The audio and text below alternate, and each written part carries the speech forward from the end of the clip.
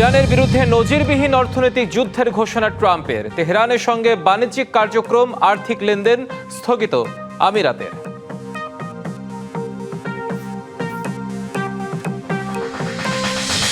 ইউক্রেনে রুশ বাহিনীর একাধিক হামলায় 12 জন নিহত, আহত অন্তত 30।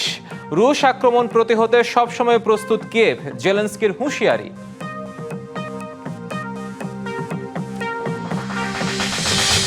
ব্রাজিলে মিনিবাস ট্রাক সংঘর্ষে 23 জনের প্রাণহানি। কেনিয়ায় হেলিকপ্টার বিধ্বস্তে ইকুয়েডরের গোয়েন্দা সংস্থার মহাপরিচালক সহ নিহত 7।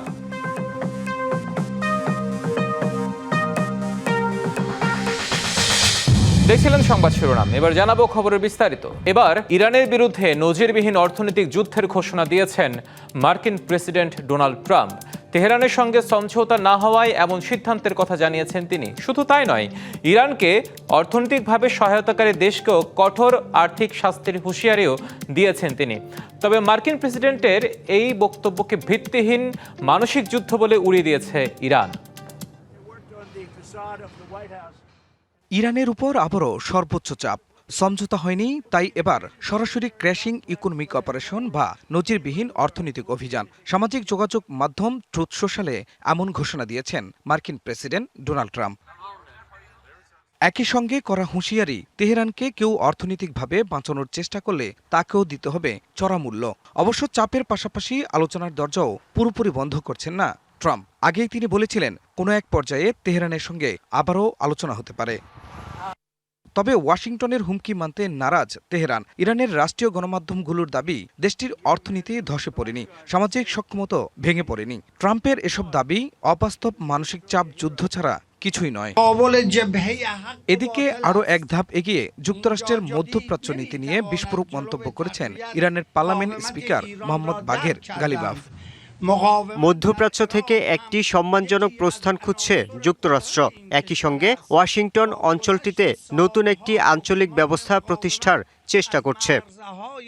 যুক্তরাষ্ট্রের নতুন অর্থনৈতিক অভিযানের প্রভাব শুধু ইরানের উপরেই নয়, দেশটির সঙ্গে বাণিজ্যিক ও অর্থনৈতিক সম্পর্ক থাকা অন্যান্য দেশের উপরও পড়তে পারে বলে মত বিশ্লেষকদের।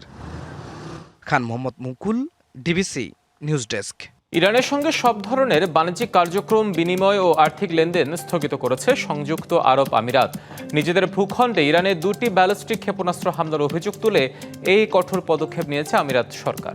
এটি মার্কিন অবরোধের চেয়েও ইরানের অর্থনীতির জন্য বড় আঘাত হতে পারে এমন মত বিশ্লেষকদের।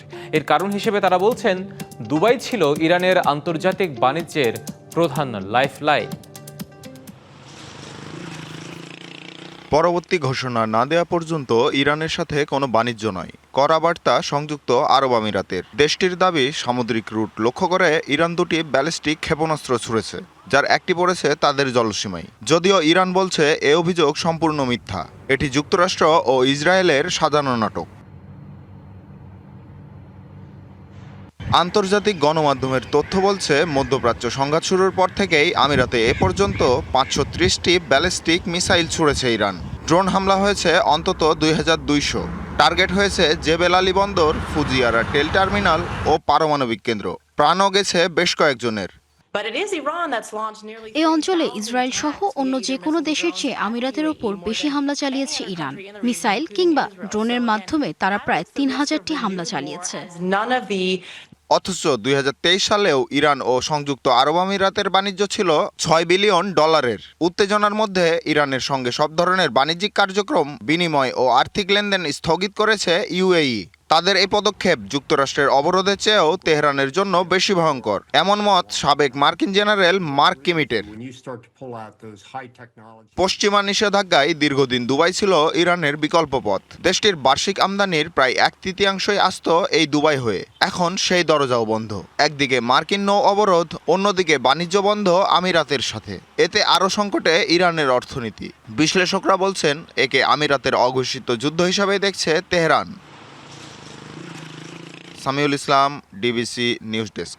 ইউক্রেনে রুশ বাহিনীর একাধিক হামলায় 12 জন নিহত হয়েছেন, আহত অন্তত 30 জন। স্থানীয় সময় বৃহস্পতিবার এই হামলা চালানো হয়। দেশ রক্ষা ও রুশ আক্রমণ প্রতিহতে সবসময় প্রস্তুত বলে জানান ইউক্রেনের প্রেসিডেন্ট ভলোদিমির জেলেনস্কি। ইউক্রেনের রাজধানী কিয়েভ ও আশপাশের এলাকায় রাতভর ব্যাপক ক্ষেপণাস্ত্র ও ড্রোন হামলা চালায় রাশিয়া। এতে আবাসিক ভবন সহ ক্ষতিগ্রস্ত হয় বহু স্থাপনা, ঘটে হতাহতের ঘটনা।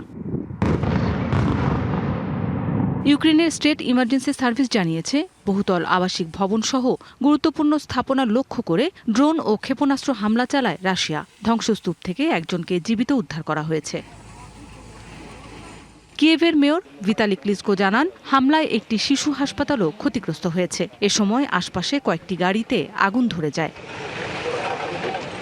শহরের দক্ষিণ পশ্চিমাঞ্চলের সোলোমিয়ানস্কি জেলায় একটি শিল্প এলাকাতেও ক্ষেপণাস্ত্র হামলা হয়েছে বলে জানান মেয়র। ব্রোভারিস্কি জেলায় হামলায় হতাহতের ঘটনা ঘটে। হামলার আগে স্থানীয় প্রশাসন বাসিন্দাদের নিরাপদ আশ্রয়ে যাওয়ার সতর্কতা জারি করে। পরে আরও কয়েক দফা ক্ষেপণাস্ত্র হামলার সতর্কতা দেওয়া হয় বলে জানান ইউক্রেনের প্রেসিডেন্ট ভলোদিমির জেলেনস্কি। প্রতিরক্ষা ব্যবস্থা উন্নয়নে কাজ করে যাচ্ছি। ইউক্রেনের জনগণের জীবন রক্ষায় রাশিয়ার আক্রমণ প্রতিহত করতে সব ধরনের ব্যবস্থা নেওয়া হবে। রুশ আক্রমণ প্রতিহতে সবসময় প্রস্তুত আমরা। রুশ হামলায় কয়েক হাজার আবাসিক ভবন ও স্থাপনা বিদ্যুৎ বিচ্ছিন্ন হয়ে পড়ে। এতে কিয়েভ অঞ্চলের কিছু এলাকা অন্ধকারে ডুবে যায়। ক্ষতিগ্রস্ত বিদ্যুৎ অবকাঠামো দ্রুত মেরামতে কাজ করছেন কর্মীরা। অন্যদিকে ইউক্রেনও রাশিয়ার বিভিন্ন এলাকায় পাল্টা হামলা চালিয়েছে। এতে মস্কোর ওপর যুদ্ধ বন্ধে শান্তি আলোচনায় বসার চাপ বাড়ছে। চলতি সপ্তাহে রাশিয়ায় আলাদা দুটি হামলায় হতাহতের ঘটনা ঘটে। মৌসুমী শান্তা, ডিবিসি নিউজ ডেস্ক। কলকাতায় মঙ্গলবার মধ্যরাতে ভয়াবহ আগুনে নিহত 9 জনের মধ্যে 7 জনই ছিল বাংলাদেশের নাগরিক। এর মধ্যে সম্পন্ন হয়েছে ময়নাতদন্ত। চলছে বাংলাদেশিদের মরদেহ দেশে পাঠানোর প্রক্রিয়া। অন্যদিকে বুধবার রাতে এন্টালি এলাকা থেকে আব্দুল জাফর নামে একজনকে গ্রেপ্তার করেছে কলকাতা পুলিশ, যিনি ভবনের মূল মালিকের কাছ থেকে শিখা ইন নামের ওই হোটেলটি লিজ নিয়ে পরিচালনা করছিলেন। এছাড়া ওই হোটেলের 2 কর্মচারীকেও আটক করেছে পুলিশ। মঙ্গলবার শেষ রাতে কলকাতার অগ্নিকাণ্ডে মৃত্যু হয়েছে 9 জনের। তাদের মধ্যে 7 জন বাংলাদেশের নাগরিক। মর্মান্তিক এই ঘটনায় গভীর শোক জানিয়েছে বাংলাদেশ ও ভারত দুই দেশেই। নিহতদের মরদেহের ময়নাতদন্ত সম্পন্ন হয়েছে কলকাতার কাঁঠালপুর পুলিশ মর্গে। উপস্থিত ছিলেন কলকাতায় বাংলাদেশ উপ হাইকমিশনের সদস্যরা। বাংলাদেশিদের মরদেহ দ্রুত দেশে ফেরাতে পশ্চিমবঙ্গ সরকারের সঙ্গে চলছে আলোচনা। আগুনের কারণ এবং ঘটনার পেছনে কোনো গাফিলতি ছিল কিনা তা খতিয়ে দেখতে গঠন করা হয়েছে 5 সদস্যের বিশেষ কমিটি। প্রতিবেদন পাওয়ার পর দায়ীদের বিরুদ্ধে আইনগত ব্যবস্থা নেওয়ার কথা জানিয়েছে পশ্চিমবঙ্গ সরকার। এদিকে কলকাতায় 9 জনের মৃত্যুর ঘটনায় শোক প্রকাশ করেছেন ঢাকায় নিযুক্ত ভারতীয় হাইকমিশনার দীনেশ ত্রিবেদী। নিহতদের পরিবারের প্রতি সমবেদনা জানিয়ে তিনি বলেছেন, এ ঘটনায় প্রয়োজনীয় সব ধরনের সহযোগিতা করবে ভারত সরকার। খুব দুঃখের কথা, আর ওখানে যা যা করা আছে আমরা নিশ্চয়ই করব, কিন্তু খুবই দুঃখের কথা। মির্জা গালিব স্ট্রিটের সেই রাতের আগুনে থমকে যাওয়া নিউ মার্কেট এলাকায় এখনও বিরাজ করছে শোকের আবহ। খান মোহাম্মদ মুকুল, ডিবিসি নিউজ ডেস্ক। ভারতের বিহারে স্কুলের মিড ডে মিলের খাবার খেয়ে অসুস্থ হয়ে পড়েছে অন্তত 34 শিক্ষার্থী। বুধবার বিহারের নালন্দা জেলার পারাসি গ্রামের একটি সরকারি বিদ্যালয়ে এই ঘটনা ঘটে। দুপুরের খাবার খাওয়ার পর শিক্ষার্থীরা মাথা ঘোরা ও বমির মতো উপসর্গে ভুগতে শুরু করে। পরে তাদের দ্রুত নালন্দা সদর হাসপাতালে ভর্তি করা হয়। স্থানীয় শিক্ষা কর্মকর্তা হেমচন্দ্র জানান, চিকিৎসার পর সব শিক্ষার্থী সুস্থ জানিয়ে হাসপাতাল থেকে ছেড়ে দেওয়া হয়েছে। স্থানীয় গণমাধ্যমের প্রতিবেদনে বলা হয়েছে, খাবারে লবণের পরিবর্তে ভুল করে ডিটারজেন্ট পাউডার মিশে যাওয়ায় এই ঘটনা ঘটতে পারে। ঘটনার পর স্কুলের প্রধান শিক্ষককে সাময়িক বরখাস্ত এবং খাবার প্রস্তুত ও পরিবেশনের সঙ্গে জড়িত 3 রাঁধুনিকে চাকরি থেকে অব্যাহতি দিয়েছে জেলা প্রশাসন।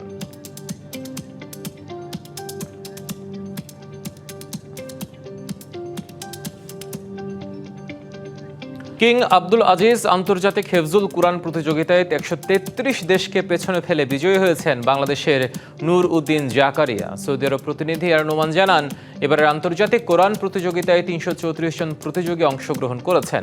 বিশ্বের বিভিন্ন দেশের কোরআনের হাফেজ ও কারীদের অংশগ্রহণে মর্যাদাপূর্ণ এই প্রতিযোগিতা বিজয়ীদের সম্মাননা প্রদান করা হয়। বাংলাদেশের প্রতিনিধিত্ব করেন আর রায়ান মাদ্রাসার ছাত্র হাফেজ নুরুদ্দিন জাকারিয়া ও মার্কাজুল মদিনা সাইনবোর্ড মাদ্রাসার ছাত্র আশরাফুল।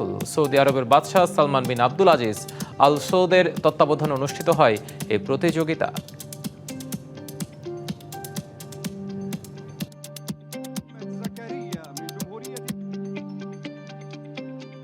বাংলাদেশ থেকে 4 জন প্রতিযোগী আসছিল, 2 জন মেয়ে 2 জন ছেলে। আলহামদুলিল্লাহ 4 জনই বিশ্ব জয় করেছে। আমাদের এই 4 জন প্রতিযোগীদের সাথে আগামীকালকে যেন আমাদের মাননীয় প্রধানমন্ত্রী ভিডিও কলে কথা বলে। আমাদের দেশের গর্ব আজকের এই আমাদের হাফেজ বাংলাদেশ থেকে সারা বিশ্বের সর্বোচ্চ শ্রেষ্ঠ একজন হয়েছেন। বিশ্ব আন্তর্জাতিক প্রতিযোগিতায় যে প্রথম স্থান করেছে, বাংলাদেশের পতাকাকে বিশ্বের দরবারে যে উজ্জ্বল করেছে। ব্রাজিলের দক্ষিণাঞ্চলে মিনি বাস ও ট্রাকের সংঘর্ষে শিশুসহ অন্তত 23 জনের মৃত্যু হয়েছে, আহত আরও 5 জন। স্থানীয় সময় বুধবার ভোরে পারানা অঙ্গরাজ্যের মহাসড়কে দুর্ঘটনা ঘটে। দেশটির পুলিশ জানিয়েছে ট্রাকটি বিপরীত লেনে ঢুকে পড়ার পর মিনি বাসের সাথে সংঘর্ষ হয়। এতে বাসের অধিকাংশ যাত্রী এবং ট্রাক চালক নিহত হন। দুর্ঘটনার পর প্রায় 7 ঘন্টা মহাসড়কটিতে যান চলাচল বন্ধ ছিল। ফরেনসিক বিশেষজ্ঞ ও ফেডারেল হাইওয়ে পুলিশের সদস্যরা ঘটনাস্থল পরিদর্শনের পর সড়কটি খুলে দেওয়া হয়। আহতদের অনেকের অবস্থা গুরুতর হওয়ায় নিহতের সংখ্যা আরও বাড়তে পারে বলে শঙ্কা করা হচ্ছে। কেনিয়ায় পর্যটকবাহী হেলিকপ্টার বিধ্বস্তে 7 জনের মৃত্যু হয়েছে। নিহতদের মধ্যে 5 জন মার্কিন নাগরিক এবং ইকুয়েডরের গোয়েন্দা সংস্থার মহাপরিচালক মিশেল সেন্সি কন্টুগি ও তার স্ত্রী রয়েছেন। বুধবার কেনিয়ার মধ্যাঞ্চলের মাউন্ট ওলোলোকওয়ের কাছে এই মর্মান্তিক দুর্ঘটনা ঘটে। কেনিয়ার সিভিল এভিয়েশন কর্তৃপক্ষ জানিয়েছে হেলিকপ্টারটিতে 7 জন যাত্রী ছিলেন। হেলিকপ্টারটি লাইসাবা ওয়াইল্ড লাইফ কনজারভেন্সি থেকে ইয়াওয়াসো এনগিরো নদীর দিকে যাচ্ছিল। বিলাসবহুল পর্যটন প্রতিষ্ঠান অ্যান্ড বিয়ন্ডের অতিথিরা ওই হেলিকপ্টারে ছিলেন। নিহতদের মধ্যে ইকুয়েডরের গোয়েন্দা সংস্থার মহাপরিচালক ও স্ত্রী ফ্যাশন ডিজাইনার স্টেফানি সেন্সিও রয়েছেন।